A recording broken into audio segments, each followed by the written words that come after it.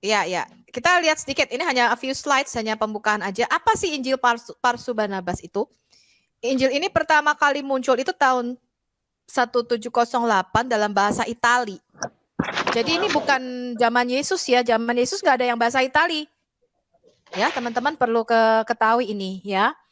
Kemudian tahun 1738 disimpan di perpustakaan Wina. Jadi ini manuskripnya memang tidak dilestarikan ya. Kalau yang diterima gereja itu biasanya manuskripnya banyak karena disalin terus dikopi sama semua jemaat.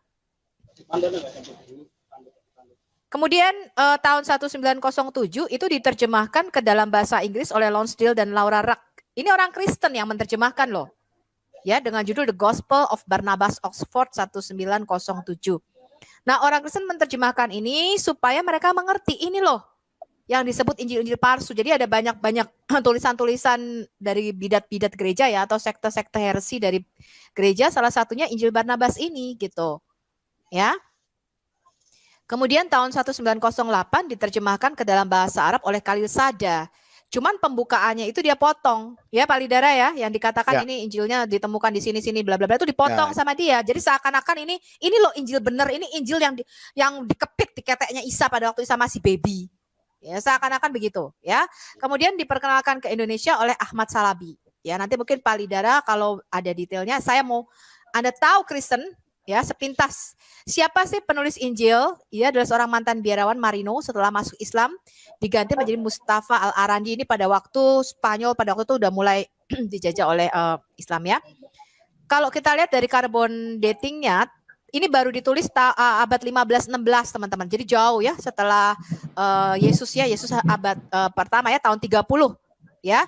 Dan Injil-Injil itu ditulis di bawah tahun 100. Ya, di bawah tahun 100 Masehi. Ini ditulis tahun 1500 teman-teman sampai 1600 ya.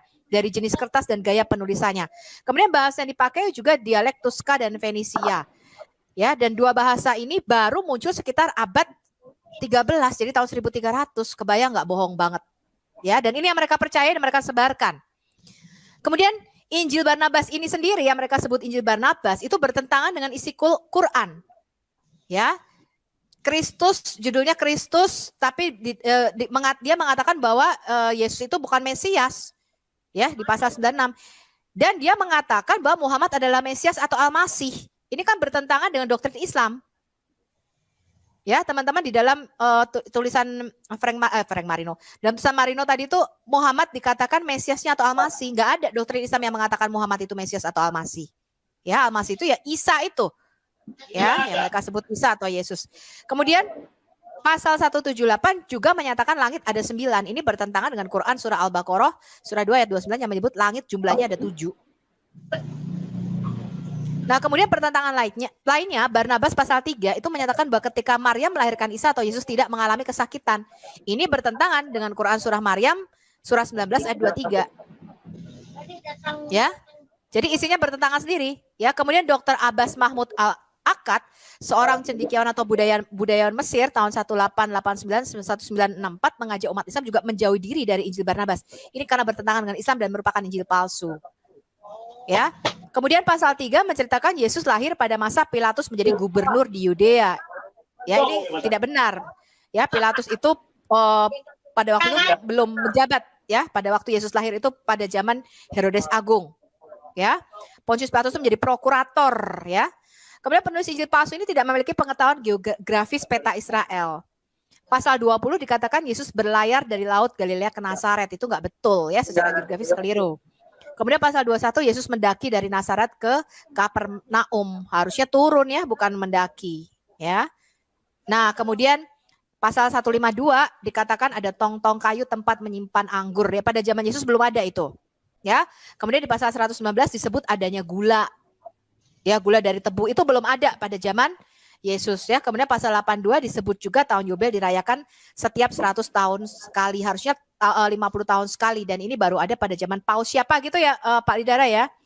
Sekitar tahun Yobel pada waktu itu. Nah, ini jadi dari sini kita tahu ini bukan zaman Yesus dan ini merupakan salah satu Injil palsu. Jadi kesimpulannya apa teman-teman? Bagi kita umat Kristen, Injil palsu ini merupakan naskah yang sama sekali bertentangan dengan Injil kanonik yang benar yang sudah ada kita percaya di bawah abad pertama ya. Dan juga di pasal 112 terjadi penolakan terhadap peristiwa penyaliban Tuhan Yesus. Kemudian disebut juga Yudas yang disalib di pasal 217. Kemudian Barnabas diberitakan sebagai salah satu murid Yesus. Jadi dia mengambil Barnabas ya, yang ada di kisah para rasul ya. Ini ada di pasal 42 dari Injil Barnabas ini. Nah, pada Barnabas itu sudah mati ya di abad-abad pertama, nggak mungkin di tahun 1500 atau 1600 baru nulis kitab ya. Padahal Barnabas adalah seorang tokoh yang baru muncul juga di kisah para rasul sesudah Yesus naik ke surga. Ini di kisah Rasul 4 ayat 36. Nah, jadi itu kesimpulannya